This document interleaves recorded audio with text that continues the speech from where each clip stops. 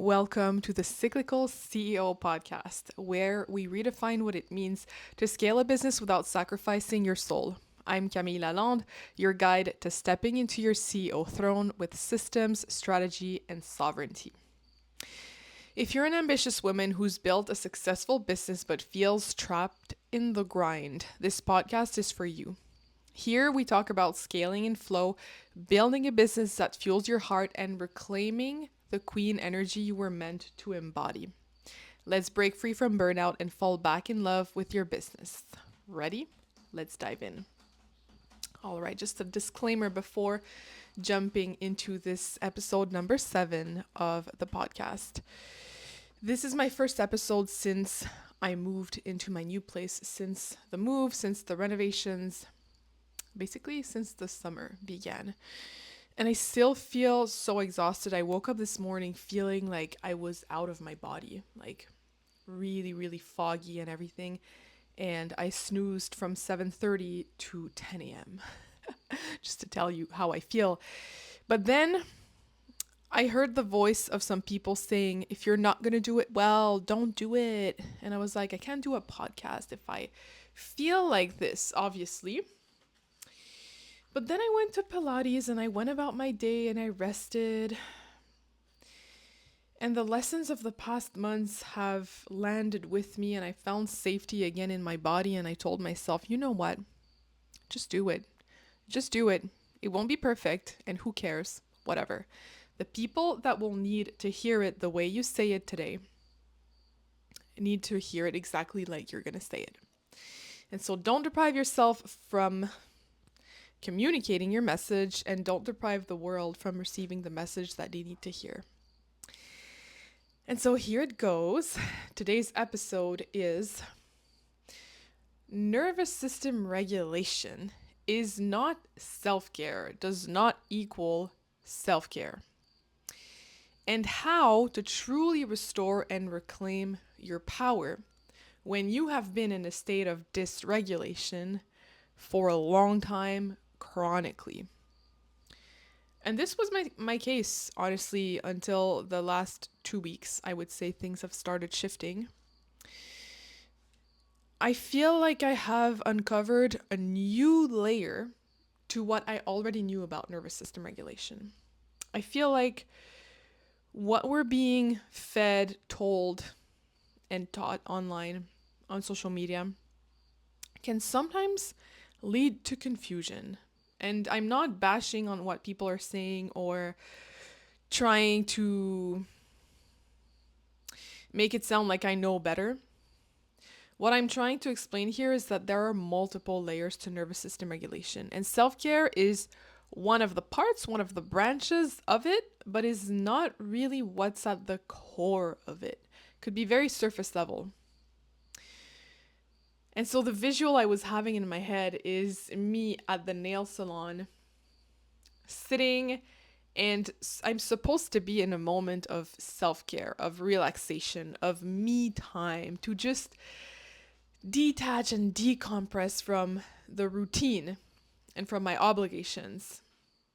And I'm at the chair of the nail tech and I'm just feeling my body clenched, contracted, my breath is shallow, and I'm fidgety, and I'm looking around me, looking at the TV, looking at the nail tech working, and I feel super tense in my body. And that thought and that little voice crosses my mind and says, aren't you supposed to be enjoying this? And I've seen other people online saying, I love to get my nails done, but I hate getting my nails done, like the process of it. And I think that this really is the perfect, simple example to show us how when we are not regulated in our nervous system, it will show up in the small moments. And no, it is not normal. As much as society maybe tries to make you believe that it's normal, it is not. And so all of this to say, I've been reflecting on my life on the past years, ever since I really dived full time into my business. And I could remember all the moments of self-care of days off, traveling, vacations, trips, little weekend getaways, and spa dates, and not feeling the effect I was hoping it would give me. Or feeling it after a couple weeks of really unwinding, but then coming back home and feeling like shit literally 5 to 10 days into my return from work. And again, this is not normal.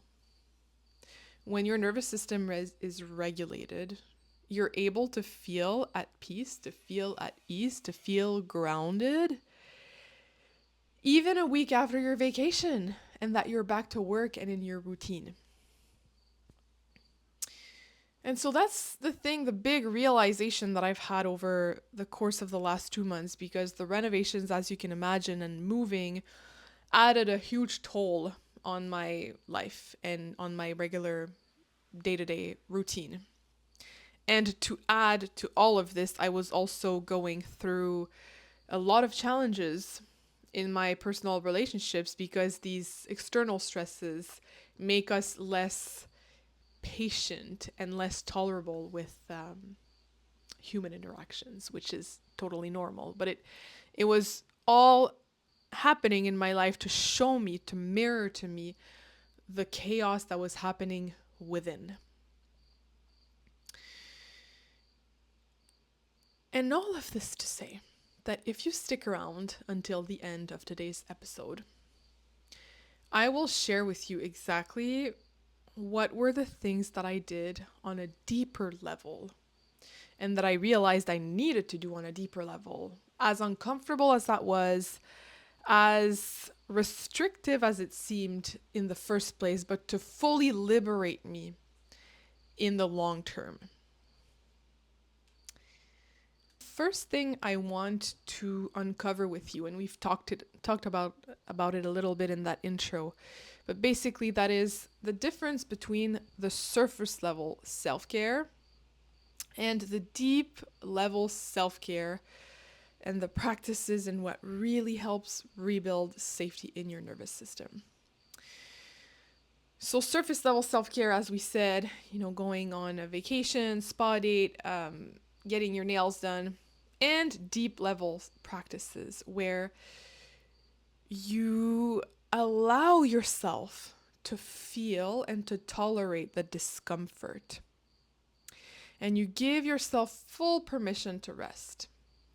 Even if you feel guilty, even if you feel tension in your body, even if you feel your jaw clenching, allowing yourself to rest in this moment. And you will know, Queen, you will know when you're actually self-caring if you can fully enjoy the pause. If you're taking a break, sitting outside under a tree in the grass with your journal, and you feel your body completely at ease and relaxed, and you're able to take deep breaths easily, profound, and you're just happy, and there's a little smile taking place at the edge of your lips, and you're present, and you can hear the background noises, the crickets, then you know that you are resting, regulating at a deep level. And the first homework of this podcast episode number 7 is for you to take a little break today. It could be anything between 5 to 15 minutes, whatever your day allows today. And it could be anywhere, honestly, sitting outside or going on a walk. And what I would suggest that you do is that you become fully aware of your body and how it actually feels. Being honest with yourself. Do you feel any tension in your throat, in your chest, in your traps, in your neck, in your jaw, in your temples, in your head? Are your thoughts racing? Do you feel the need to be productive and to be doing more? And being completely honest with yourself. And this is your first homework. Well, let's take a little bit of a moment here to take a deep breath. Might as well, since we're here.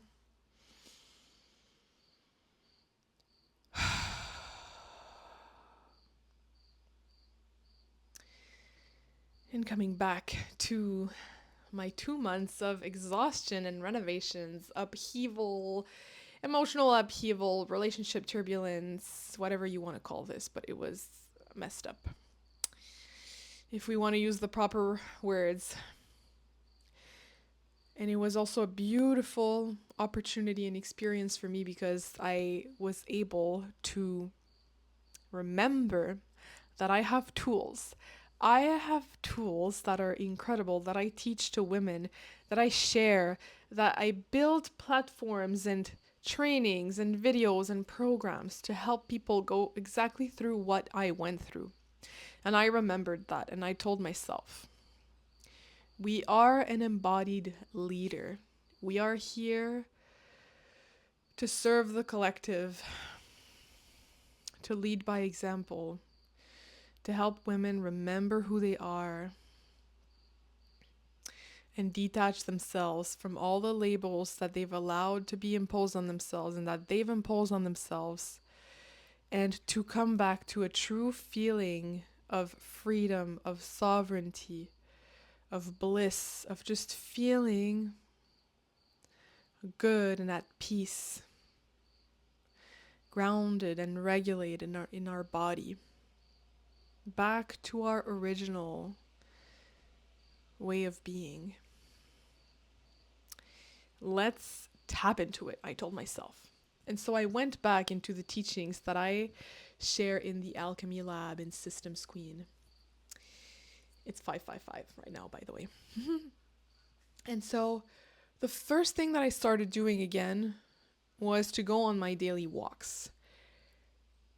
And for 2 months almost, I was no longer able to go on these walks, which were my non-negotiables. These were my me moments that I would never skip. Not a day I would skip my walk, because this is the moment where I'm able to slow down, to reconnect with the pace of nature, cyclicity, to catch the sun, to make sure that my circadian rhythm is fine and that I'm exposed to sunlight and to the noise of nature, the plants, the trees, and to just look at nature as well, which is proven to help secrete oxytocin in your body and regulate your nervous system.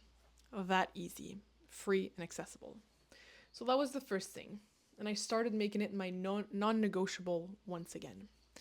And the first day, it took me a little bit of effort to get out of my bed, to get out of my comfort zone and go on my walk, especially that I'm in a new neighborhood and it was taking me out of my comfort zone of trying a new path. And that's a beautiful metaphor for life as well. But on the second day, it was easier and I already knew the path, the road. And next thing you know, I've been walking for over a week consistently. Another thing that I started implementing during this period of reconnecting and coming back to my own teachings was tapping. So EFT, for those of you who are familiar with that practice.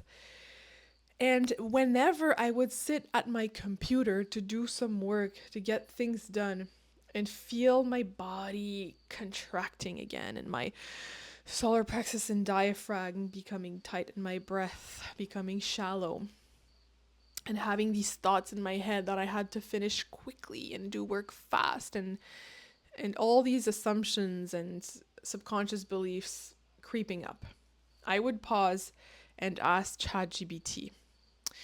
I would tell it, him, her, whatever, where I was at in my life, what I was going through, what were the thoughts racing through my mind, and the beliefs that I've had, and ask it to create for me a little EFT session to help me release the tension and the beliefs and recalibrate the emotional triggers in my body. So I would pause my work and do it right away. That's also a reminder for you that it's good to know about these practices. It's good to be savvy and smart and know a lot of things and be knowledgeable, but it's important to implement, especially in the moment, because when your body is actually going through the moment, you want to pause it and tell it, no, this is the old way. This is what we used to believe, but now we believe this instead. And the third thing I started doing is to completely cut coffee from my routine. So during the renovations, I had started the bad habit of going to get a coffee every morning with breakfast outside of the home because I had no more kitchen, no more stove, no more matcha, nothing. I could not make my own breakfast. And so I developed the bad habit of going for a quick breakfast outside of home before going to work on renovations and whatnot. And I really felt the toll that this had on my body when I started coming down and like grounding and landing from these renos and coming back to a routine.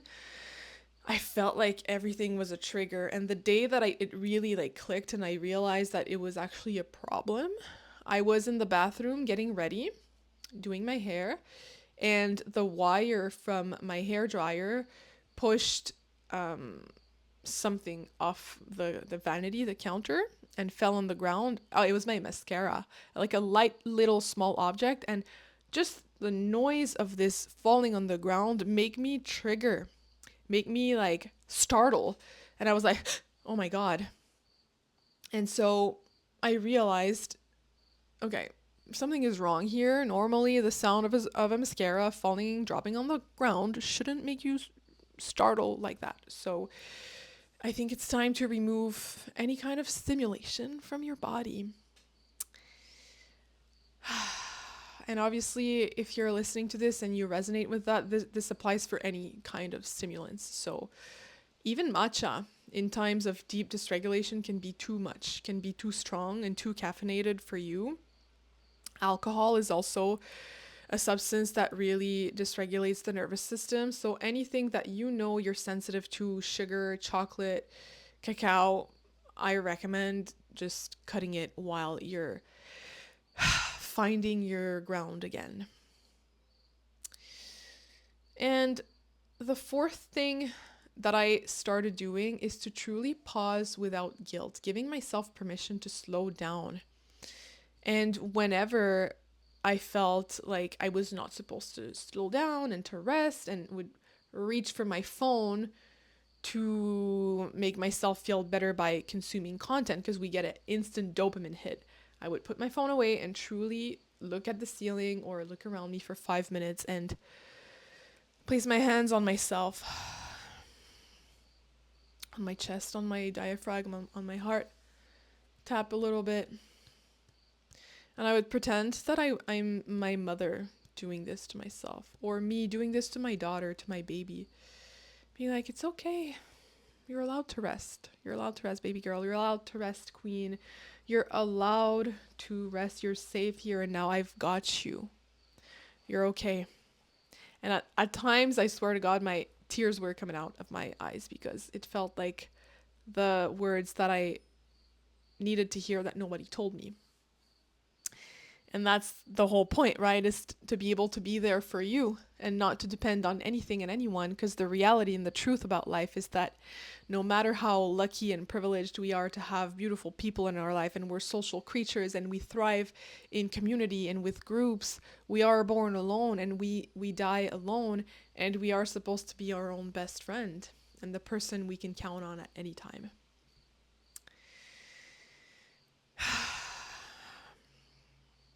And during that time, believe me, you can believe me that for these 2 months of me being full-time involved in renovations and making boxes and planning a move was extremely demanding time-wise. And so I was very much less involved in my business, in work, and that was adding to my stress. And I thought I should be working, I should be doing this. And when the rentals were over, the pressure was even more intense because I thought now that it's over, I should be doing all of this because I have to catch up on top of that. But the truth is that I realized that it serves absolutely no purpose to try and force things when you're in a state of complete dysregulation, fight or flight, survival, and fatigue and exhaustion. You have to come to a state of deep rest and slowing down almost to a still point to be able to check in with your body and hear yourself again and feel safe in being that before trying to get any type of work done once again. And that is exactly what I did. And that is why only today I was able to finally record this episode for my podcast, because it would have made no sense for me to do this during the renovations. You can trust me on that. Believe me.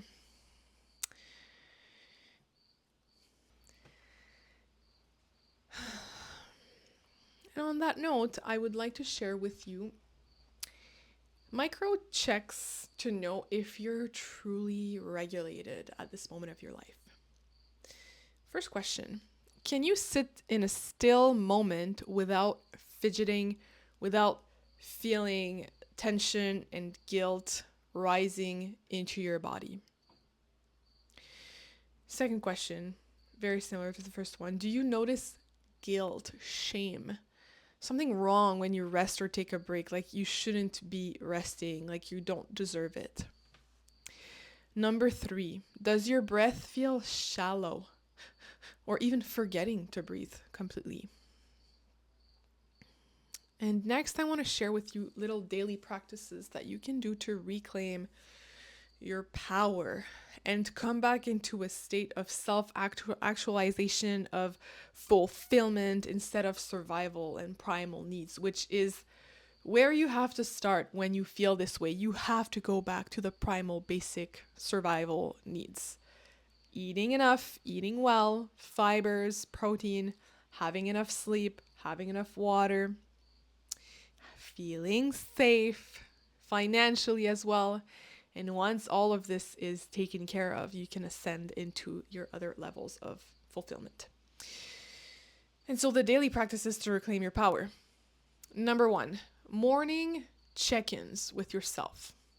When you wake up, do not jump out of bed. Your body needs time to simply remember that you are a body. You have an avatar. You have an envelope, a physical body that needs attention, care, and love. So when you're in your bed, before even getting up, open your eyes, look around you, feel the blankets on your skin, roll in your bed from left to right, feeling the size of your body, the length of your legs, the temperature, then slowly sitting down in your bed. And you can rock your body. You could be in a yoga position, like a meditating position with your legs crossed, and just feeling your tailbone and your spine and doing little waves motion like a serpent and breathing. And notice if there's any tension in your body, in your neck, in your spine, in your diaphragm. Is it tensed? Are you breathing properly? And then slowly start touching your arms, your legs, self-hugging. And this gives your body a sense of knowing where you are situated into time and space, and brings enormous amounts of safety and regulation, and secretes oxytocin. And the second practice will be to walk. Go on a little walk, anything from 10 to 20 minutes. Walk, move, and notice. Focus only on sensations. Notice how your body is responding to the walk. Do you feel the need to listen to music? Do you feel the need to call someone, to text, to look at your phone? Or can you be simply present, listening to the wind blowing in the winds of the trees, the cars passing by, being comfortable, smiling and gazing at the people crossing your path? And the practice number 3 will be mini EFT sessions. So, exactly like what I described in today's podcast. You can use ChatGPT. Honestly, I find that it's incredible because it creates a practice for you that is completely customized to what you are going through. And so you will tap on the tension points and acknowledge the feelings that you're having, making them feel seen and heard, and validate yourself, and then releasing it and welcoming the beliefs that you want to actually have for yourself. Practice number 4 will be body gratitude. So at night, when you go to bed, simply acknowledge what your body has been able to do to support you through your day. Your legs allowed you to walk back and forth in your kitchen to cook yourself a meal, your hands typing on your computer, being able to give yourself love. All of these things matter. And so your final homework and challenge for this week will be to pick one surface level self-care habit that you've been relying on and that you think is making you feel better. And really analyze how it has been making you feel. And perhaps say goodbye to it for a while before you truly feel good in your body without these things. And then you'll be able to maybe incorporate them once again.